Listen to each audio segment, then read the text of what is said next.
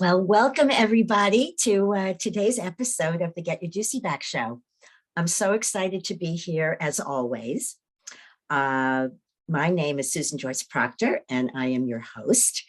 And today I'm really excited to be talking about one of my favorite topics, which is how and why to create a pleasure-based lifestyle, which is a really important aspect of the Get Your Juicy Back philosophy, as I'll be describing today. And actually, if you're tuning into the show for the first time, which you might be seeing this recording either on the Get Your Win Win Women website, or on Roku TV, or on Amazon Fire, or Apple TV, which is so exciting. So you might be meeting me for the first time. So let me just take a minute or two to introduce myself. Like I said, my name is Susan Joyce Proctor, and I am the founder and CEO of Get Your Juicy Back, which is a women's wellness company that specializes in working with women over 50.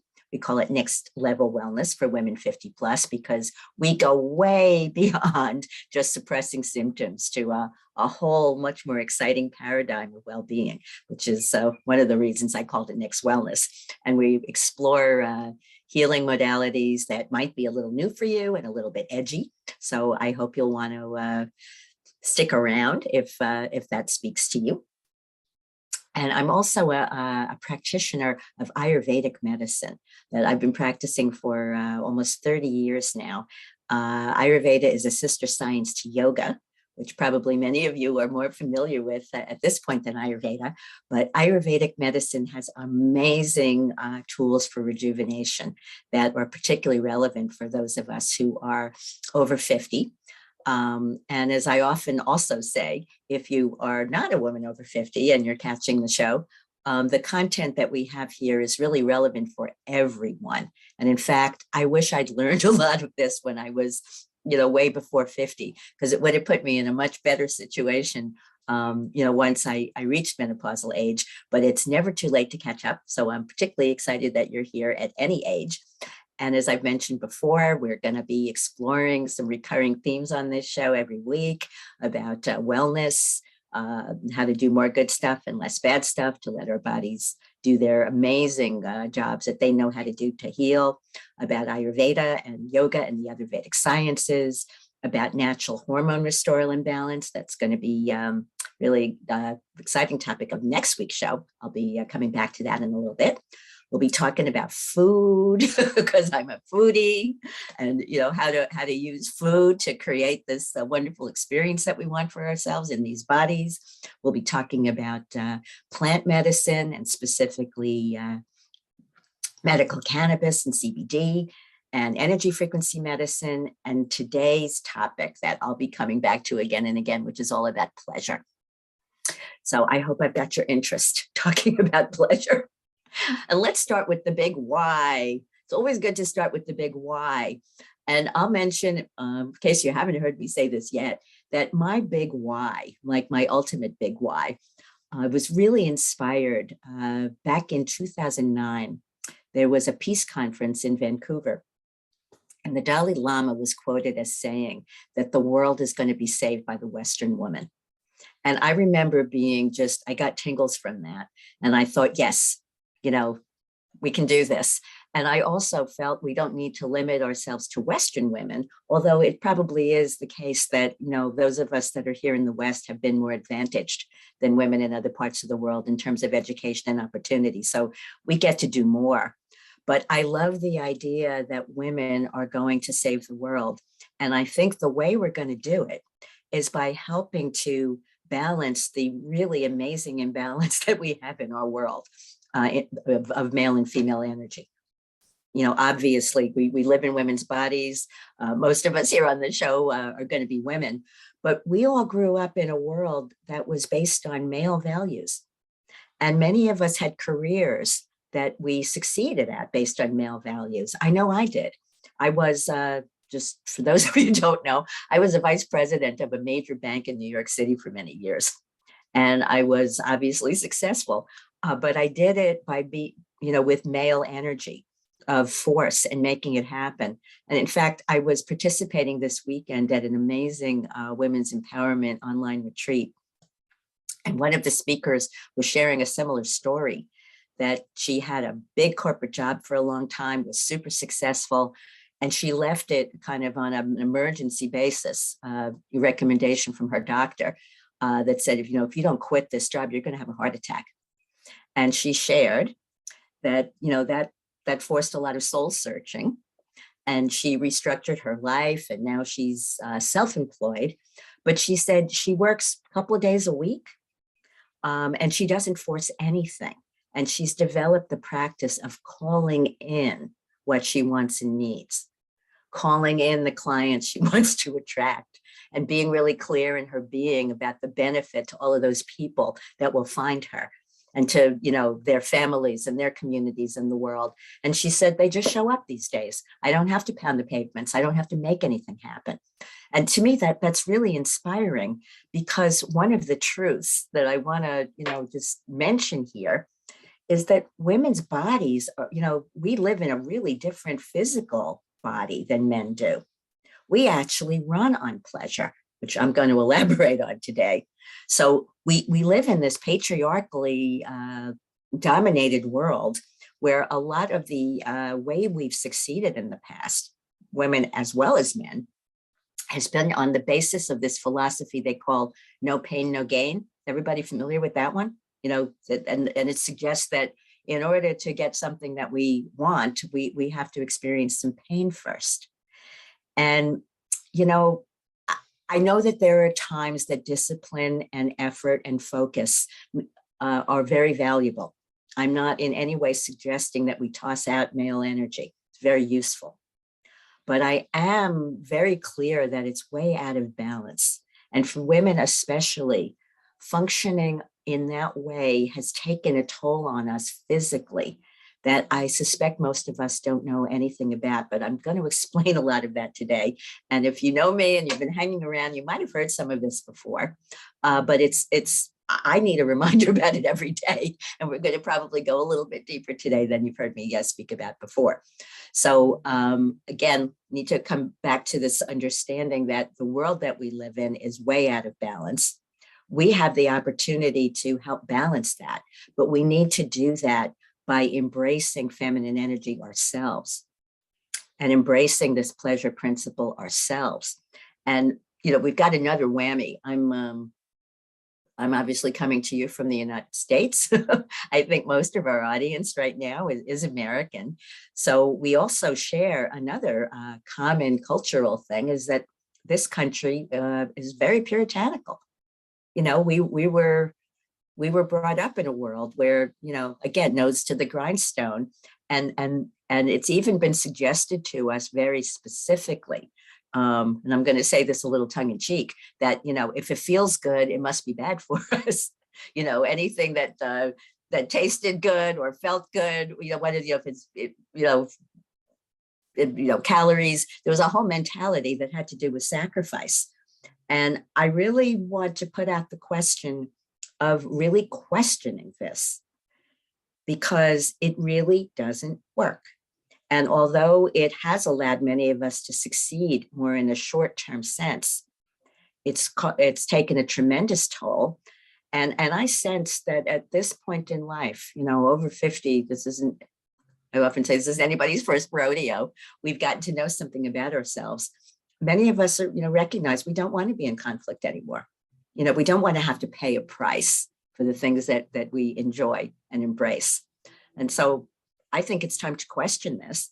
And it's also the case that, again, over 50, this might be me time for many of us. And it may not, because again, everybody's in a different situation. And I know that there are lots of women, in our generation that are still taking care of kids, perhaps taking care of parents, taking care of spouses. It may not be that your time is all your own, but I do sense that for many of us, there is more time freedom. There is more of a sense of me available than there was, when we were somewhat younger and raising families, perhaps.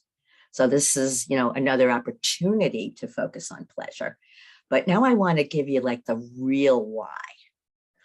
And that is, and I'll be elaborating on this today and even more next week, that almost all of the health and wellness concerns that women have over 50, and I mentioned last week, I sent out a survey a number of years ago to clarify this.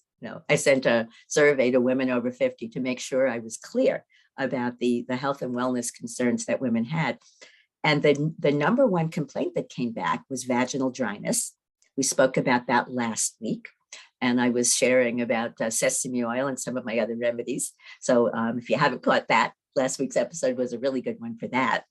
But what I want to kind of delve into a little bit more deeply this week is that there's vaginal dryness, which is the result of hormone imbalances, very, very specifically.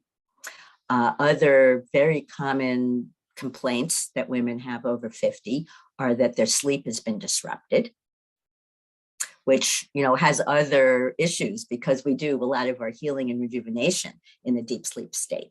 So if we're not sleeping properly, that's contributing to other, good stuff that's not happening. So that's another one.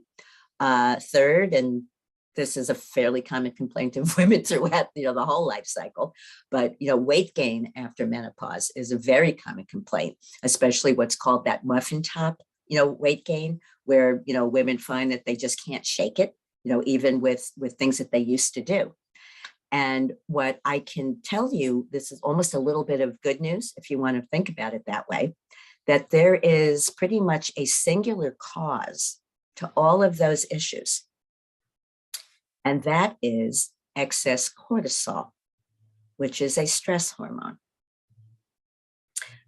And I'm going to just focus on these three complaints for the moment, because cortisol, does nasty stuff in many, many ways. But I want to just explain very specifically how it contributes to these three problems. The sleep one is very obvious, right? Cortisol is a stress hormone that directly, impairs sleep. It just does. The more stressed we are, the less well we sleep. And I'm using stress in a very specific chemical way, because we all know conceptually, that stress isn't good for us. But when we look at it, as a chemical event, that when we're under stress, we're producing stress hormones that are causing very other specific problems.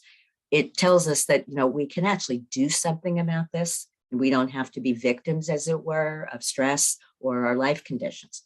So sleep is a major reason. And we're going to have a whole episode about that, because I am a sleep junkie and I have lots of, holistic tools where, this is really, really important to me. And it's a major aspect with cortisol. So that there's one. The weight gain and muffin top is, again, a direct result of excess cortisol. When the body's under stress and, in a survival mode, it holds on to things. It doesn't allow us to function as efficiently as we were designed to. So that's another major one. But the most complex and I think most important aspect of it here, and bear with me because this does get a little bit more complex, is, as we know, after menopause, many women suffer from hormone deficiencies and imbalances, mostly estrogen, which is the hormone that specifically contributes to hot flashes. But, over time, even if the hot flashes go away, our ovaries and our, uterus has ramped down the production of hormones after menopause. That's what our bodies were designed to do, because we don't need to maintain a menstrual cycle, once we've completed our reproductive years. And the way nature intended, and what I'm going to be delving into in much more detail next week, nature intended that once our ovaries stop producing all of these hormones of estrogen, progesterone, and testosterone, that our adrenal glands were going to pick up the slack. And that's a great plan, except for one thing. The adrenal glands are also responsible for pumping out cortisol. So two things happen. One of them is that if we're pumping out way too much cortisol, which most of us are in modern life, the body is literally using up the precursors and the nutrients that it would otherwise have available to make estrogen, progesterone, and testosterone. And it's using it to make cortisol instead, because that's like a short-term survival strategy that the body has. And that is one of the major reasons that women have hormone deficiencies after menopause. Again, I'm going to be elaborating on this next week. I discovered this a number of years ago. I don't think very many people know about what I just told you. In fact, I don't think most doctors know what I just told you. It was a gem of a piece of information. So that's one of the issues. And the second is that after a lifetime of pumping out cortisol, the adrenal glands at the age of 50 plus are usually pretty much shot. And they're not terribly enthusiastic about taking on another job, which is to be making these other hormones. So I can pretty much promise you, although I don't usually like to talk in terms of promises, that this cortisol issue is so key for women. This issue of having a pleasure-based life rather than a stress-based life is so key for women. And it's so obvious to me at this point that it's, something of a point of frustration that the world doesn't know this yet, but now you do. So what's our solution here? There's lots and lots of them. Again, we're going to be talking about them more next week, but I want to tell you what the most obvious, efficient one is. And that's coming back to our topic for today. And that is to create more pleasure in our lives. Now, why would that be the obvious, easy answer? And I will tell you, there's another hormone that we have available to us. Again, if you've been hanging out with me at all, you've heard this a lot. It's called oxytocin. And oxytocin is described as the love hormone and the tend and befriend hormone. And it is the hormone that women produce way, way more than men. Again, I told you we are, wired and constructed completely differently. And we produce oxytocin whenever we're experiencing pleasure. It's really that simple. So let me give you a few examples of some, specific things that we can do that generate oxytocin, which is important because it directly antidotes cortisol. Again, life can be very complex, but this is really, really simple. The more things we do that we experience as pleasurable, the more oxytocin we produce. That antidotes the cortisol and helps remove the cause of these other problems. I mean, how amazing is that? That, the choices that we make for feel good actually turn out to be the best things we can do for our health. So here's a couple of examples. This one is not going to be relevant for anybody over 50, but I'm going to mention it just to remind us how brilliant nature was.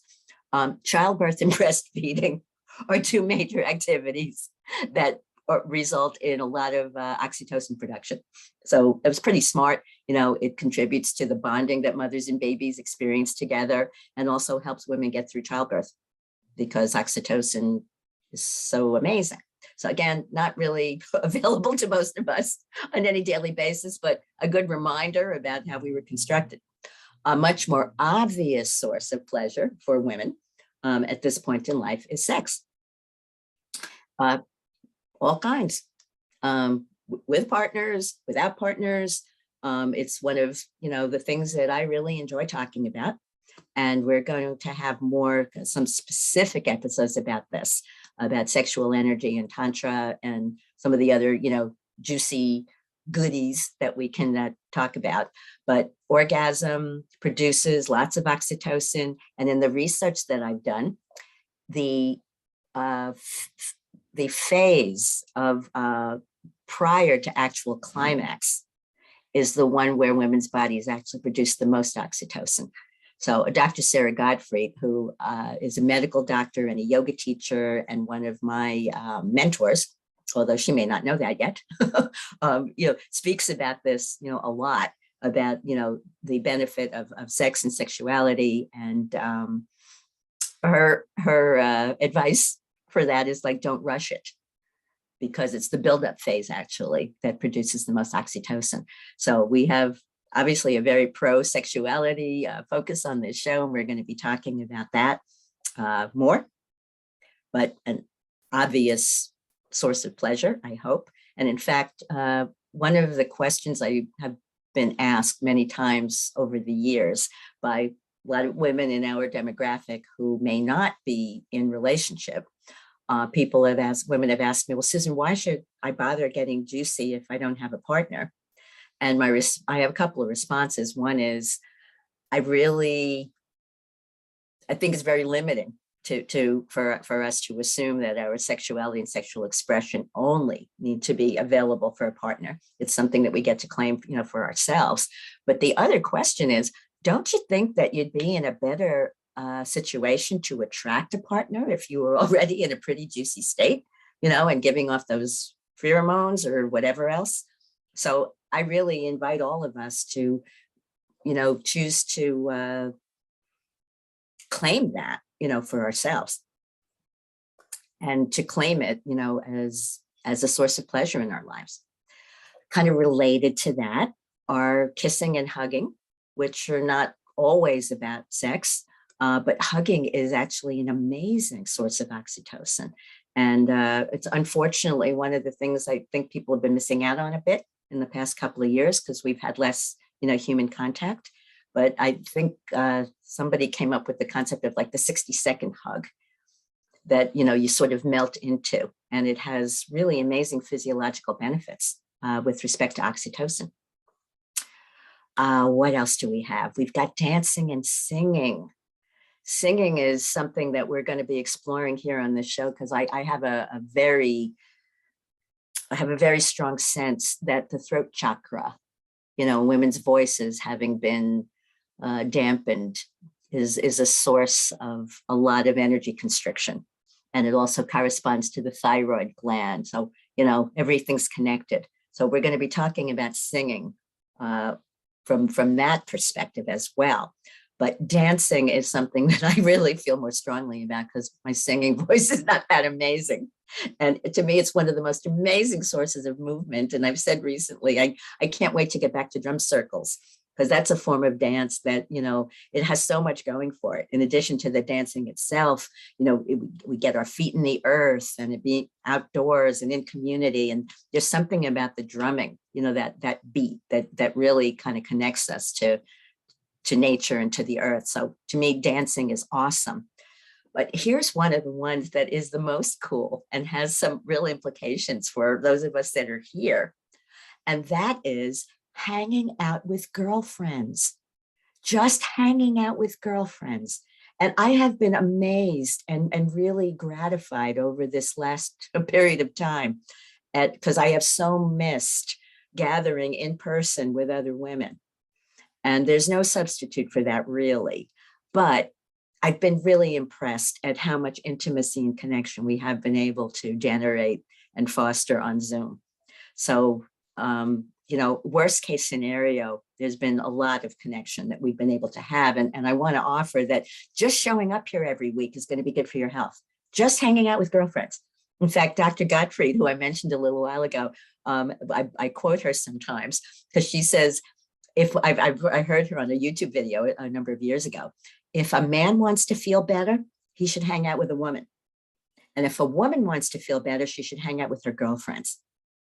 And in fact, there's a book I read a number of years ago. It's called Marketing to Primetime Women, Women Over 50. And this woman, Marty Barletta, did an amazing job of really exploring our demographic. And she said the biggest factor that causes a woman to make a purchasing decision is to be with other women. So this is something that feeds us so deeply. And it's another reason that I'm really looking forward to getting back to live events, because that's what Get Your Juicy Back was doing before 2020. And I'm really feeling good that the latter part of this year, we're going to be able to gather again in person. Because in addition to all the amazing content, just being together and the hugs and all of that produces amazing oxytocin. So those are really the highlights of what I wanted to share today in terms of, keeping it a little bit simple, the why and the hows of creating a pleasure-based lifestyle. The why is it's the best thing we can do for our health physically, as well as emotionally and mentally and in all those other ways, because life is just too hard, without making it as sweet as it could be. And, when I've contemplated this, I've recognized that we're probably also unique as a generation of women that we have a lifestyle of pleasure available to us. It occurred to me, I was having an imaginary conversation with my grandmother a while back. I mean, she's long gone, but she didn't have the option of a pleasure-based lifestyle.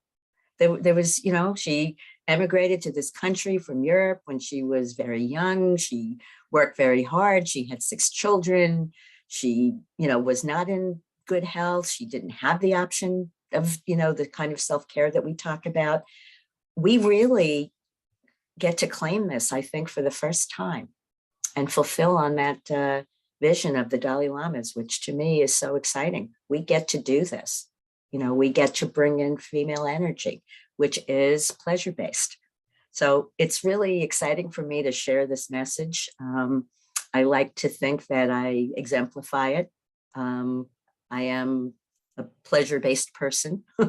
And, there are guilty pleasures, but there are also really healthy pleasures that, again, we're going to be exploring again and again on the show of creating a lifestyle of identifying the things that we enjoy that are good for us. And there's many, many, many of them, from, food and dance and sex and hanging out with girlfriends and, having fresh flowers around all the time, which, I always do here because they give me so much pleasure. We get to do this. So for everybody watching, you can find me and my programs always at the Win-Win Women store, where I'm really excited to be starting to share my programs and my products. You can always find me there. And on my own website, the getyourjuicyback.com website, that we've just been rolling out some new stuff. I'm still offering individual consultations for anybody that wants to go deeper with all of this. And I have some exciting group programs that I'm going to be putting out there. So definitely, if you're meeting me for the first time, feel free to check all of that out. As I said, we're very much looking forward to returning to a world where we can get together for live women's wellness retreats. I'm based here in Florida, which is a wonderful place to be, wonderful destination. I've got an amazing team of people helping me with this. So I hope we'll be able to meet in person at some point. And as I was saying, next week, I'm going to be exploring some of this week's topic in even more detail. And the topic for next week is what I call Mother Nature's Backup Plan: how to naturally restore your hormones after menopause. And this is, again, a topic that's near and dear to my heart, because what I have found is that very few women even understand physiologically what has taken place for them. And I say to this audience, what has taken place, because most of us are way over 50. I'm way over 50. I'm 66. So I'm not dealing with this transition anymore. But I was fortunate that when I knew exactly what was going on. And so I knew that Mother Nature had a backup plan and that I could implement it. And even though I'm way past 50, and probably most of you are too, it's never too late to align with that vitality, because the body does not give up on us and we don't need to give up on it. And I have a 3-tier system that, again, many people don't know about. Most women don't know that, hormone replacement is not the only solution to what we experience at this point in life. So I'm really excited about that episode as well. I hope you'll be back for that one. And in the meantime, I wish you a very juicy week. So keep warm, everybody. Be well. See you next week.